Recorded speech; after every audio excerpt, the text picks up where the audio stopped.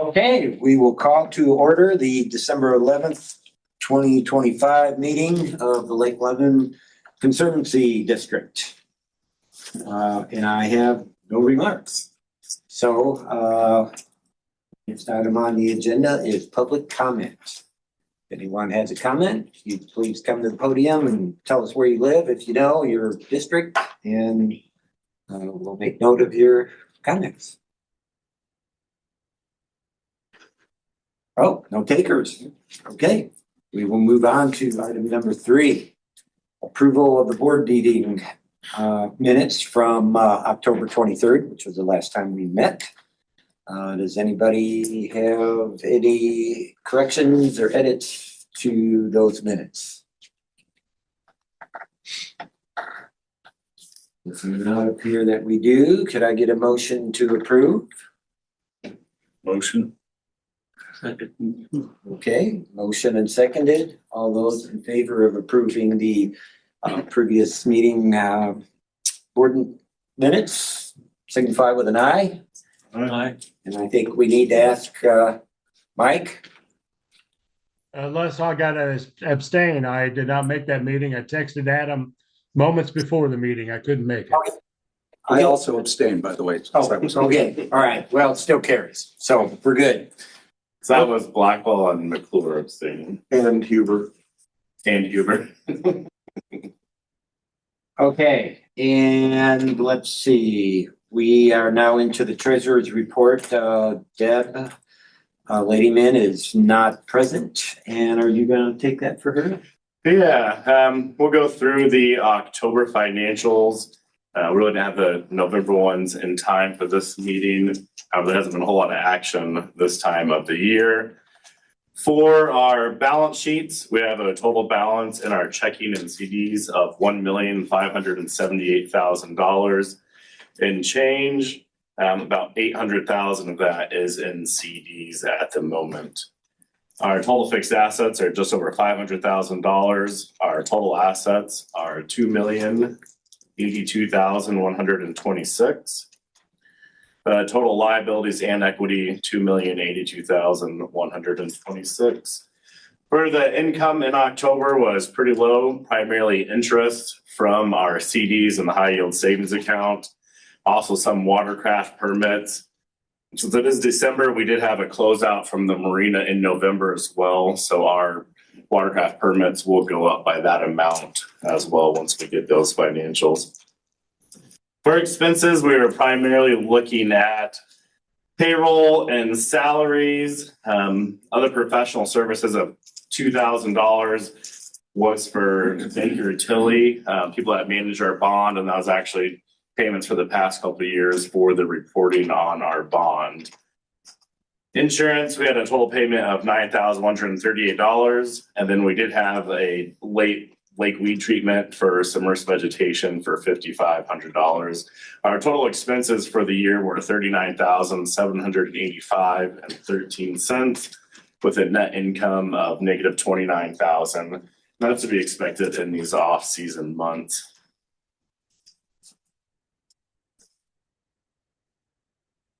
Then go back and I can look at our comparisons to years past. When we're looking at our percentage of budgeted revenue compared to last year in October, we're above 70% for both. In 2024, as the end of October, we brought in 70% of our expected revenue. This year, we are have brought in 76%. We still have not received our December taxes, so we will hit our revenue goals over 100% that we had budgeted for this year. With our expenditures in 2024, at the end of October, we had 69% of the expenditures. This year so far, we've had 50% of the expenditures through October. A big portion of that is that we budgeted the full amount for the wetland creation and management project as we're going into this year. That's going to be going on over a handful of years, though. So we had a lot of that $200,000 budgeted amount that was not spent. Are there any questions on the October financials? I have one, and that was, I noticed under income, it says that grants and donations are up 233%. What did something happen, or is that a one-time thing, or we found a magic formula or something? Let me go for that. It's 4070, account 4070. No, $4,500 versus $1,300. So we did have some money come in from fireworks throughout the year. Oh. Actually, more this year than last year. I think the tax wasn't as much of a shock, so we had more freeholders donating. The 233% is just because it's such low numbers, going from 1,300 to 4,500. It's just a one-off kind of thing. Yeah, so the difference was 3,200 on that. And also on bond repayment, I think you just said this. Was it Baker Tilly is that why it went up 263%? The $2,000 there. I'm looking at 6790 bond repayment dash sediment management. This is on the expense side. Yeah.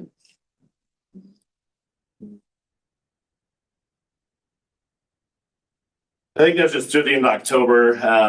I believe that's probably with just the timing for when we paid the bond. Okay. So our next payment will be in December. So we've processed that. I see. So it's really just whether it gets paid in November Yeah, or December right. for that. And then that's always right around $80,000 plus or minus a couple thousand. All right. Anything else? With that, I'll move on to the allowance of vouchers.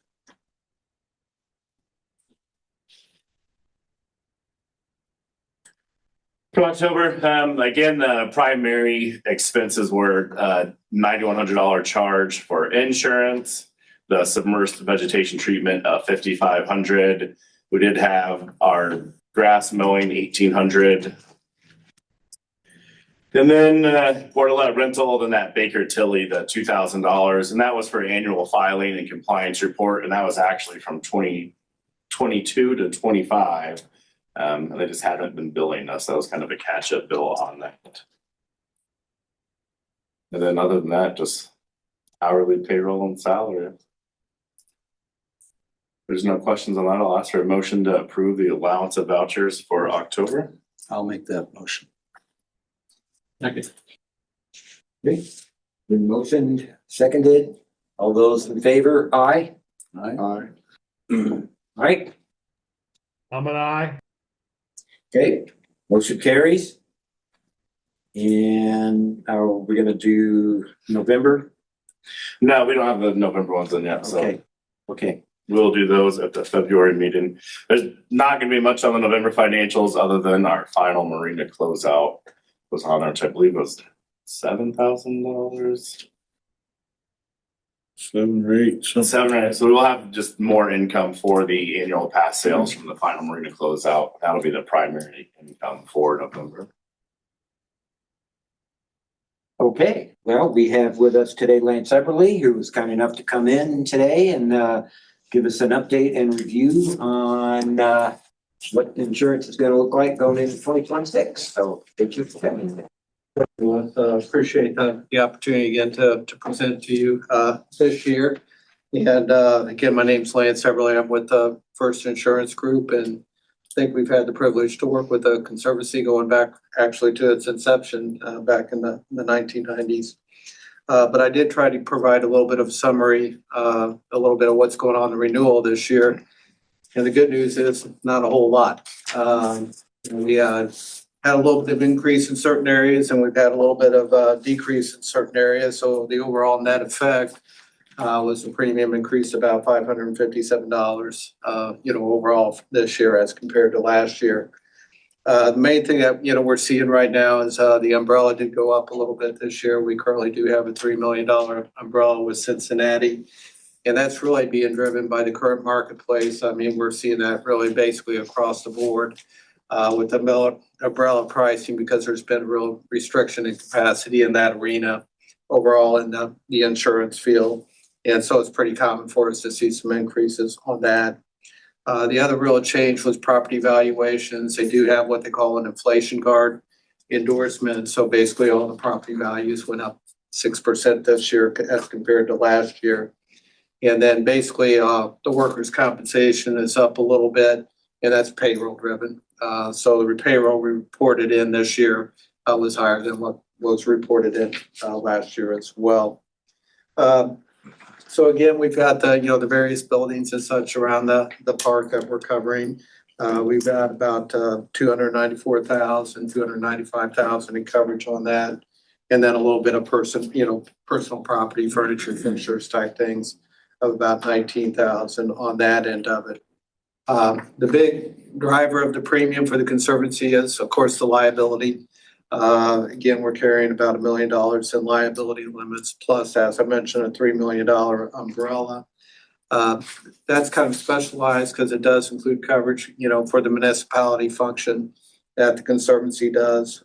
So we do have things like the airs and emissions liability included in that, in addition to what they call civil rights liability as well. The other good thing that both the umbrella and the liability policy do cover is what they call dam failure. So it doesn't really pay to fix the dam per se, but if for whatever reason, if we do have a failure and damage downstream, we would cover the liability as it's related to that as well. Again, we mentioned work comp, just not a whole lot of changes there, just kind of payroll functions.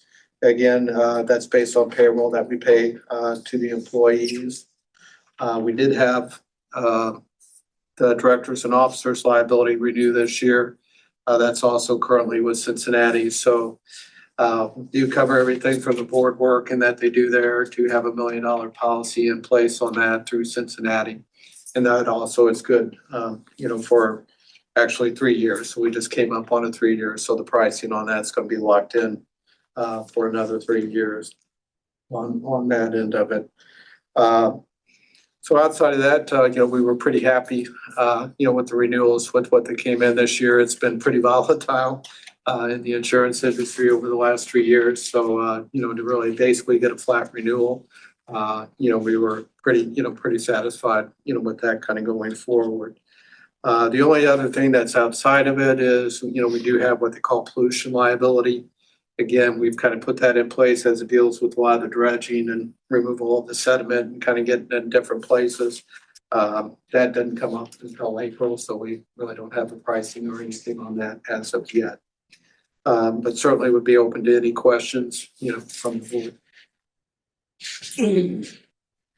Since we're not going to have as intense work on the lake, with dredging and stuff, do we need less liability or does it matter? My recommendation would be always to err to the side of caution. Pretty well with a lot of the work that you had on the lake previously, you were pretty well protected through your contracts and the liability of the contractors that were doing the work. But you still have a lot of concerns with lake safety. And if there is an accident on the lake, lawsuits do come out. Mm-hmm. That could be the big change that you have to deal with. So a lot of that exposure is still there. So, definitely with what we're seeing on the liability side right now, with some of the lawsuits, I would definitely recommend, keeping it in place. Okay. And then the dam failure thing, that was out of the 3 million, is it? That's part of your liability coverage. Yeah. Something that's very unique. Lake Lemon has what they call a high hazard dam, is how it's rated, by the state. It doesn't mean the dam's going to fail. It just means there's a lot of damage that could be caused, downstream if it does. And so this would cover that liability of any of that damage that's done. That's something that we always have to be very careful for in marketing out the insurance, because there's not a lot of companies that are going to cover that because of, the potential. It's not a, frequency issue, but if it does, fail, it would be a severity issue. And so a lot of carriers have shied away from covering that altogether. We have maintained the highest rating on that dam that's possible. So Yeah. our monthly inspection, biannual inspection as well. And that's actually gone a good way because we were getting some pushback on that coverage, not this year, but the previous year, but because of the continual inspections and the ratings and stuff that you guys have done, we were able to keep that coverage in place. Good. That's a good plan. And you mentioned Cincinnati. Is that like a underwriter for you guys or what? It's a carrier. So we have, couple of different carriers involved. We have the program through Bliss McKnight, and they cover the property, the general liability, the work comp also kind of works through them as well. And then Cincinnati Insurance, which is a separate company, covers the umbrella and the directors and officers coverage, which also contains a little bit of cyber coverage as well. Okay. I got a question, or you got a question mark on the mod factor? Variance mod rating, is there? Yeah, at the time I was going back and forth with the carrier of what that was to make sure it was correct. And basically they did come back and confirm it wasn't a mod, but it's how they're rating it. So the mod factor of the conservancy has gone down. So we don't have really any major claims being shown on that. But that was really just kind of a footnote, for my purposes. Well, it looks like you're showing it going up from 1.35 to 1.50. Yeah. And that's how they rated it this year. They basically did, the rates on the work comp went up slightly for your classifications in terms of how they rated it. So, when you look at the rating, and not the payroll, but just the rating itself, those rates did go up slightly this year.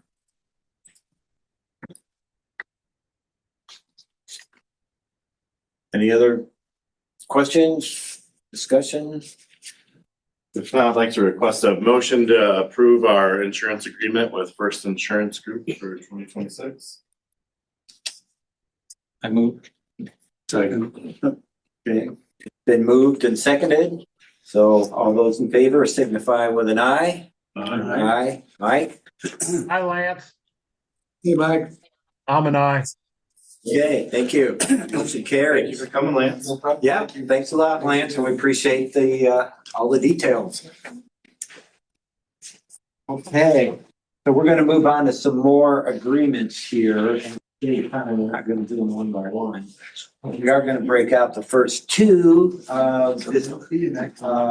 trustees here. And of course, that would be conflict of interest per our bylaws, so he needs to recuse himself from the voting on this one. And so with that, on those two, I do not believe there's any major significant. No, the only changes have been obviously the dates, and then they've been updated for our approved fees and charges from the October fees and charges resolution. Concerning that, are we on all of them, or are we talking No, about just the first two, just the first two? and then we'll get to the others. Okay. As a group. So no questions on that one? If you want to complain about my fees. No. It's just, there's a mismatch in some numbers, is all. Okay, all right, well, we'll get to that.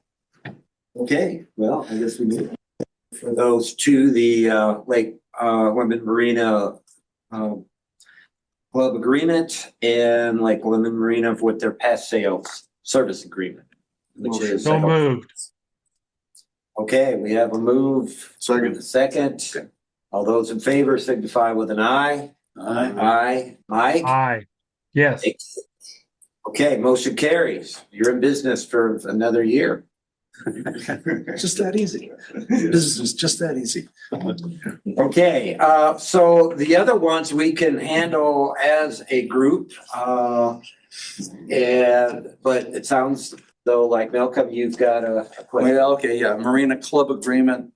It says that the fee is $1,400 and then it says $1,500 in parentheses.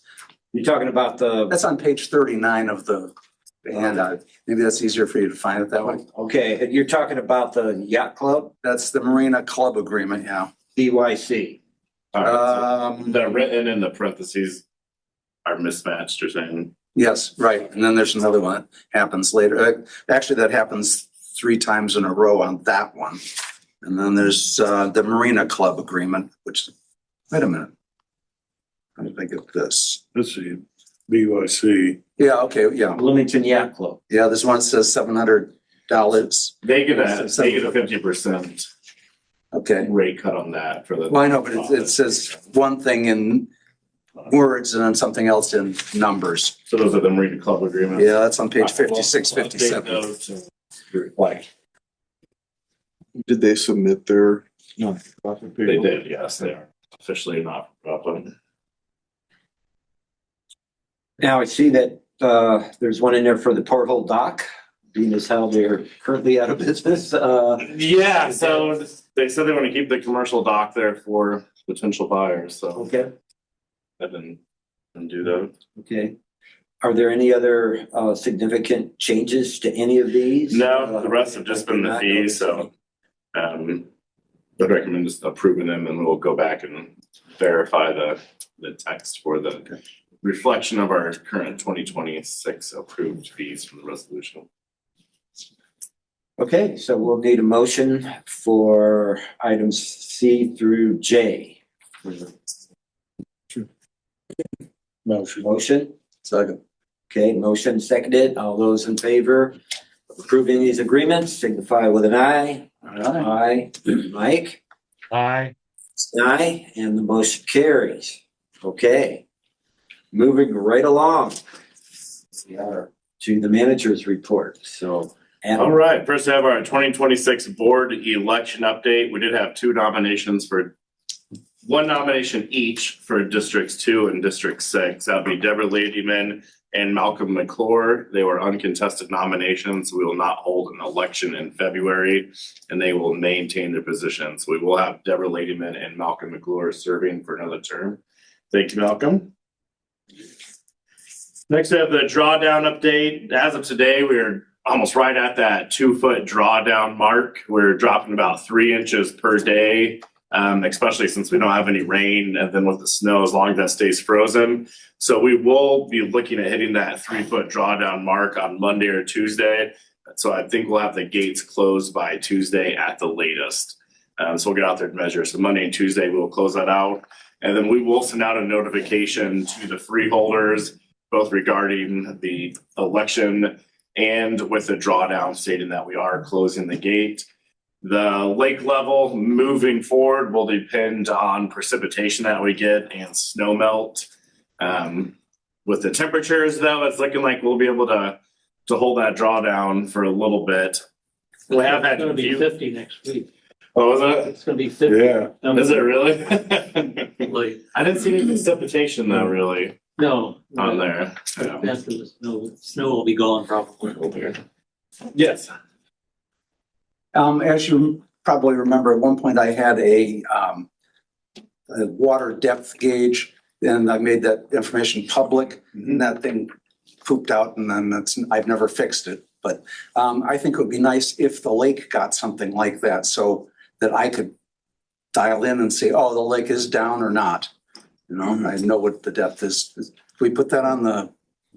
Yes, we can get some quotes for that. There's a handful of companies, Yeah. and actually we have in the end of March, the Indiana Lakes Management Conference coming up, and They all show up. they all show up with their devices and buoys. That'd be the perfect time to get them to bid together and get some proposals for that. And they do make buoys that can do water temperature, depth, everything on that.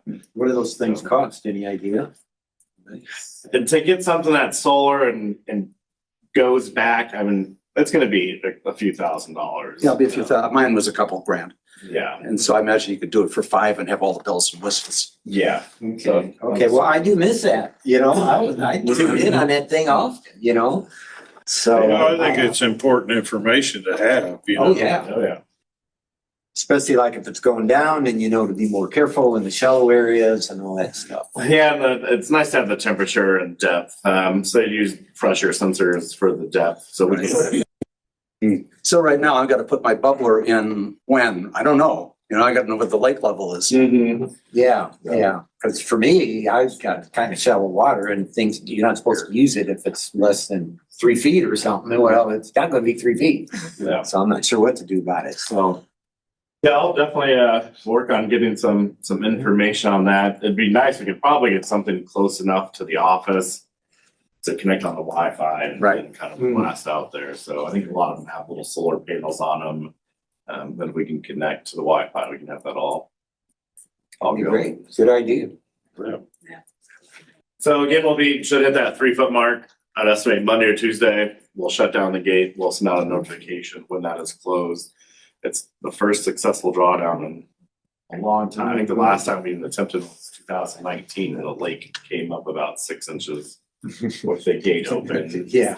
So it's been kind of nice too, that we've been cruising around and looking at the shoreline, different areas that were dredged and kind of verifying some depth. So it's been very nice to do. Let's have the polar plunge details. The polar plunge will be on January 10th this year. So we'll be sending out the registration forms for that. I'm glad to hear about the 50s, because if we stayed in these teens, it was tough enough finding ice last year, freezing a couple of days before.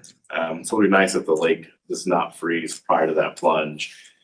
But then depending on where the water level is, it may have quicker or deeper water quicker when you're running into the lake, which I don't think would be a bad thing. So we'll be sending out the information on that. Next up, we have the Brown County Community Foundation withdrawal of funds. Myself, Debbie, and Carol with District 7 have been meeting with Alice Michael, the Executive Director for the Brown County Community Foundation.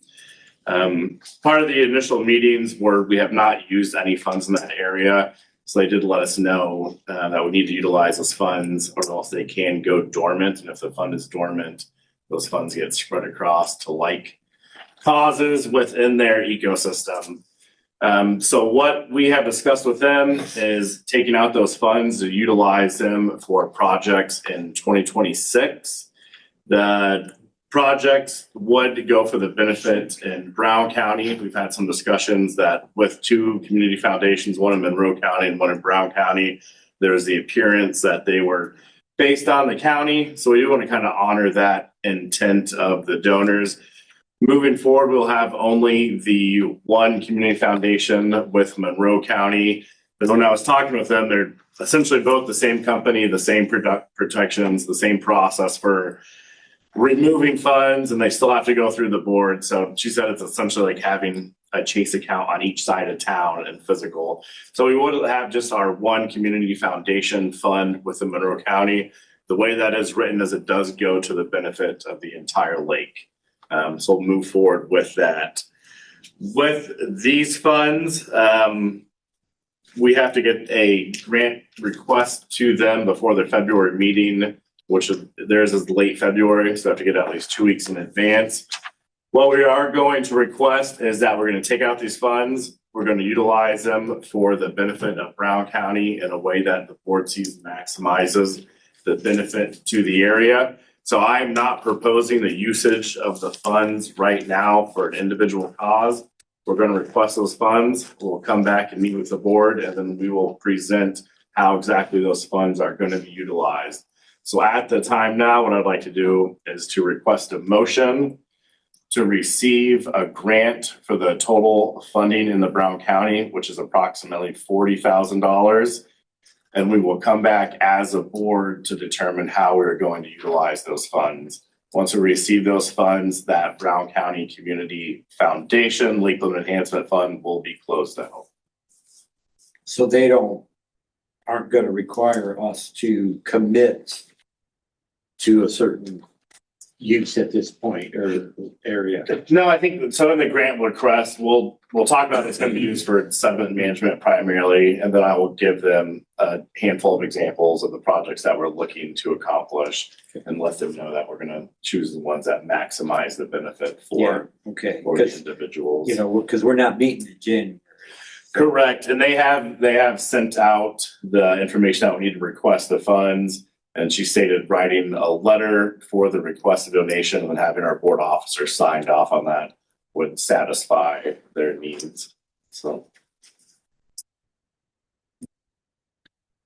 Any other discussions, or I feel like it stays pretty true to the conversations that we've had. Do you have any input on that, Mike? I thought you did a wonderful job. That's exactly the way I understand it. It's a pass-through fund. It needs to come back into the Conservancy District. I like the way Adam has explained that it's going to go into the construction fund, and then we will determine at a later date that as a board, where we're going to put those funds. I applaud you for what your explanation there. And if there's no discussion, I'll make that motion. Okay, it's been motion. Second. Okay, we have a motion and a second. All those in favor signify with an aye. Okay, and Aye. Mike, you're an aye. Okay, well, the motion carries to work this out with Brown County before February. Sounds good. And then kind of on that, we don't necessarily have to budget for the income side of that grant. If we were to go over our budgeted expenditures, we would have to do an additional appropriation, which is a quick resolution process. And we would essentially just tell the State Board of Accounts that we're making this expenditure above and beyond our approved budget. And now we're utilizing the grant funds to cover that overage. So that's only if this year will be way under budget. So if we were to go over our budget next year, we would just do that additional appropriation. It's a pretty quick process there. Yeah, and it's similar to your Lake Lair fund, right? I mean, you get Lake Lair funds and that compensates for your weed control. Very, very similar grant funding. But well done, Adam. Thank you. Thank you. I had a couple questions there. Yeah. Not so much about that item, but I just wonder how the recruitment's going and also about the renovation of the bathrooms. Yeah, for recruitments, we have our first recruit here. We have Natasha Komodo up there. From the wave, Natasha. She'll be coming to the office and taking over for Lily. Lily, thank you for your 4 years of service with the district. 4 years with the district. She'll be heading out to finish schooling in January. And then we did send out an offer letter yesterday for the operations position. So I'm hopeful and I feel pretty good about that candidate coming in. We did have a handful of decent candidates, and this one has a background in fisheries, work with state regulatory agencies, applicator's license, pretty solid background. So fingers crossed and waiting to hear back on that. I feel pretty good. So I should be able to give an update on that hopefully in the next couple of days, but an offer letter has been sent out for that with a potential start date of January 5th. So a little stressful there for a little bit since we do have a pretty small crew already, but I think we're looking good and feeling confident going into 2026. Is all the questions. Yeah. Oh, and the bathhouse renovation that sorry. has started. Actually, the entire inside of that bathhouse, everything's been taken out. That's being replaced. So the work has been started on that. We did have Angela and Lance review the contract for the bathhouse renovations, and it's broken out into achievement payments. So their first payment that they would receive is after demolition and removal of all the internals and then the epoxy floor. So they should be done pretty quick with that. So they're moving along and everything's looking good in there. I just wonder if this weather slows them down any, but Yeah, I mean, they've definitely been bundled up in Carhartts and gear out there. It seemed like with the epoxy flooring, they've been putting in kind of foam boards to block all the windows because that is really the only thing that needs to maintain a temperature to apply for that. But they haven't mentioned anything that's going to be holding them back. So I think it'll be And it does look like we'll meet all the requirements. really good. Yeah, we will. Accessibility of ADA, the Disability Act. Yep. So we'll have ADA compliant stalls. We're able to reach all those numbers and areas inside the bathhouse. So looking forward to that. I've actually had, aside from that, I've had Nate Anderson, our mower, out replacing old bollards at the lake, which are looking pretty rough in the parks. But all new bollards there, and I'll stain those in the springtime. And then we do have in the budget new blacktop for Riddle Point Park, which it's in rough condition. So between the bathhouse, bollards, and blacktop, we'll definitely be able to justify that increase in fee very visually, which will be nice. progress. If you end up needing to break ice for the plunge, let me know. I'll come break ice with you. All right, thank you. Thank you. So next up, we do have a sublease usage discussion. I don't know if you want to kick this one off, Steven, since your question's on there, or I can take a stab at it, or. I'm just kind of getting immersed in this, and it's Les's area. But I got pretty involved this year on a couple of incidents with people that are docking boats along South Shore on private docks or sublease docks, like a lot of boats.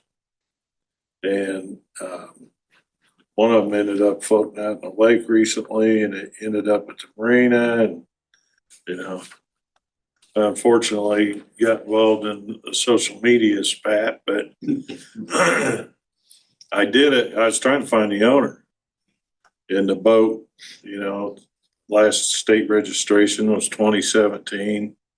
No identification on the boat. I think Adam was out of town. It wasn't a number that it had a current LLCD sticker, but it wasn't one we issued. So I put on social media, you know, we're going to cost you $50 a night. The owner better come claim it. Well, found the owner pretty quick after that. I didn't charge him, but it did help find him. And I can jump on there, and it's been something that's come up a couple times in the past. And actually, Les and myself we're doing some research in the summertime with individuals, and really what it came down to is that people at sublease docks were leasing out spots at the docks for profit to individuals that were not freeholders of the lake. Something like this, it's a little difficult to monitor at times, but since it actually reared its head and it was publicly stated by those individuals leasing that they were paying for a dock, so the action taken. Looking through our ordinances and resolutions, we do have the mechanisms in place to control this. With our sublease resolutions, you are able to apply for a sublease parcel or a sublease spot for each parcel that you own. You can apply, you're not guaranteed it.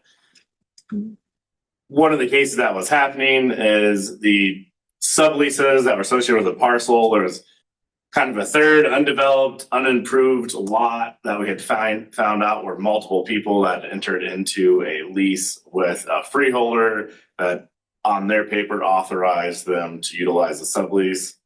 That's not kosher. So what we're going to do moving forward is, in the specific case, there are 4 subleases. When we issue these sublease agreements, we're going to explicitly state which parcels these agreements correspond with, and they will correspond with developed, improved parcels, so the actual rentals, and then a residence. And then on top of that, within our sublease agreements and ordinances, renters are allowed to utilize a sublease. So we'll need to see proof that the renters are in a lease agreement with the actual improved parcels. And then those individuals also have to enter into a sublease agreement, and that is in our bylaws. So any individual renters that are renting a home from the freeholders have to enter into an additional sublease agreement to indemnify us. So what we'll be doing is making sure that it is known that these docks are associated with a specific property, with a home. We will need verification of renters, and we will need to have an executed sublease agreement with those renters. And what that will do is prohibit these kind of offside rental agreements to that sublease. And now that we know about it as well, we can further inspect and enforce that as needed. So I do think within our current ordinances, there is the mechanism for enforcement on that. And since it's reared its head, we'll act on that. Yeah, and I might add, I did look up the county or the city ordinance, that kind of governs what we're doing. That was last updated in 2006, and I think a lot of our rules are based on that's carried over. Specifically says residents. Okay, so because I think part of the deal was this individual was renting out a little postage stamp piece of ground or something, and saying, well, okay, you know, that gets a dock. Well, it doesn't. It has to be a residence, something that you can live in, and not a warehouse or a barn or a shed, but an actual residence that's habitable. And so that's what we're going to take a look at. So that should clean that up. And as I know, there is some congestion down there by the porthole dock, and that's where a lot of the issue has been. So we're going to try to clean that up. And so definitely thank people to bringing this to our attention, because it's kind of, Yep. you don't notice anything unless it gets brought to us, so we will be. Can I ask you a question? Would he elaborate on the part about the sticker that had a Lake Lemon sticker on it? That was a residential sticker. How does that happen? How does a boat that's not have a state registration on it, that's been active since 2017, get a Lake Lemon sticker, resident sticker? How did that happen? My guess would be it was registered before, and they just came in and purchased their pass, and we looked up and had the IN They're numbers not a in our resident. system. And you don't have to live on the lake to be a resident. You can be a ratepayer for the city of Bloomington utilities. So it's not just individuals on the lake. So really anybody in Monroe County, we don't really advertise this a whole lot, that's a ratepayer to the city of Bloomington utilities qualifies for the resident rate. So when you buy your sticker, don't we have to tell you, or I know I have to on my sublease, I have to tell you, I have to list all my boats so you know. You're not Like- saying resident, it's registration.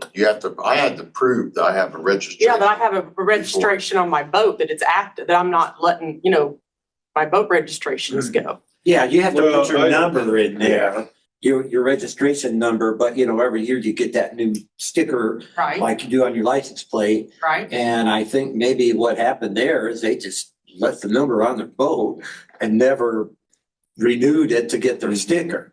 And so they were still maybe writing their number in. I don't know. I never did. Yeah, so we would have the IN registration number to sell us. They would have had to have it registered at one point, but we are not connected to like the state So registration. you don't check those every year to make sure people are happy. I mean, if we notice them coming through the gate, a lot of people will stop by the office. They give us their name, the boat, we look it up, we see that they had it. I think there will be a little bit more patrol and enforcement on that since DNR does have their dock and an actual boat on there. So we can't write a ticket for not having a state registration. I Right, think now that DNR will be at the ramp and actively patrolling, that should really cut down on anybody not Yeah. keeping their registration current with the state. but you shouldn't be issuing stickers to residents if they have unregistered. Yeah, but that didn't change. Your registration number stays the same. It's Always, the color of your sticker that Yes. changes. It always, I know that, honey. I know. I'm just I saying. mean, Unless they actually we see your issue probably 500 or so at the marina each season. Uh-huh, And there are periods where you get a lot of lake residents coming in and, they got 2 boats, 2 jet skis. Some of them have 3 boats, they might get 4 or 5 passes. gotcha. And they may have their boat with them, but they don't have their jet skis with them. And, we do monitor as best we can. Any boats coming in, all of our slip holders at the marina, they have to show proof, to get their sticker every year, that they've renewed their state registration. So, It's just a concern. I'm the one that first posted, just so you know, on Facebook, because it was floating. I was working in my office and it almost hit our dock. It floated Okay. right behind my dock. All right. And so then I brought up, well, Mhm. if it's not been registered with the state, then it's probably not insured. What happened when it hit, would it hit my boat or my dock? That's Yeah. my thing. I'm looking at it from that aspect, I what, understand. where are we letting boats on the lake that aren't, Insured. aren't insured? I mean, I think We don't really have a way to. there's not really the boat has been sitting there for years, it's hard to pull. No. That boat that floated away? It's been active all year. Yeah, it's not been just sitting there. Is that what you're saying? No, I'm just saying to police every registration, but whatever. Oh, Supposedly the DNR can handle that. They do It's that. DNR. We wouldn't have That's their enforcement on that. anyways. I mean, so as far as like insurance, I mean, that's the state requirements. Right. So I think having DNR out here, they'll have eyes on the boats that are on the water and they will actively looking for those state registrations. So I think that will have more enforcement on that. The condition of getting a conservancy permit is that you have a valid state permit.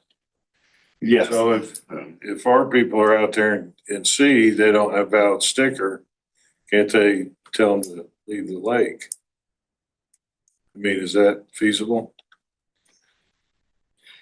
Potentially, I'd probably call the DNR since they will be in our cove. I think at this point, I would go to.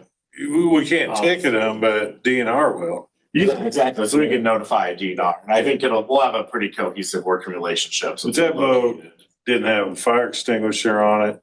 You know, our bylaws even say you gotta have a paddle. You know, I read that in there, so. I have a look. I don't think you have to have a fire extinguisher on outboards. Either way, I think it's going to be us working better with the now permanent boating with the conservation officers to look out for that. Awesome. Y'all have two nice boats, I have to have a paddle because I use it. Okay. Okay, that's all I got. I would like to thank Lily for the years of service. Yeah. From the gatehouse to the real house. Hold it down. So thank you, Lily. She'll be out to help out with the polar plunge as well. I hope so. Yep. I have one other thing. So, like, say someone rents a property and they get the dock. My only concern about stuff out there behind us is that they park at the place that they're renting Mm-hmm. and don't just pull up In the middle and of park sailaway. right in the middle of the sailaway lane. If that's my only kind of complaint and request is because I don't mind if they're renting a property and they need to use their boat dock. Shouldn't they have to park at the place where they Okay, live? so you mean parking your cars, not Can you park your car at the house that you're renting? And I think this will help into cut your down on that, because after doing some digging, it seemed like this particular parcel that was the parcel of interest being rented out had 4 people. So now, since we'll have proof of the rental and that sublease, I think you're not gonna have, 4. I'm saying, shouldn't have those. given that someone's legitimately renting a house. Yeah. Great. But just park your car at the house that you're renting and Or not have so Don't many bring- people don't at the bring house three- that you can't fit in that driveway. Yeah. She'll be new house. Because that's a problem too. Well, the other problem we had at the marina was these people that had tell their family to park free at the marina and they come over and pick them up at our dock.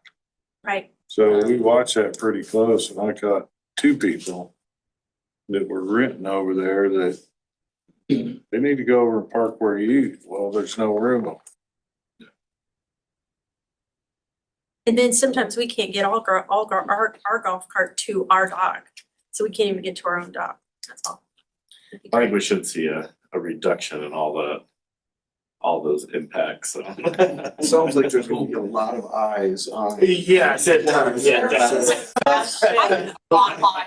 And from my district too, they've been. Not on purpose. And just so you know, I think there might be happening in another area of the lake as well, but Yeah. you're gonna have to do that research. One thing I'd like to add to that, and I didn't want to prolong the meeting, but if a person owns property and they have a dock, it's not a sublease. It's an owner's dock that's being rented out. And like Les responded in an email, relatives use some of their dock space and then go buy their tickets or their stickers. And so a lot of these things need to stop. And I think the easiest way to stop this, as has been suggested by Stephen and others, is they bring their state registration to the office. That's the easiest way to fix this problem. Thank you. Thank you.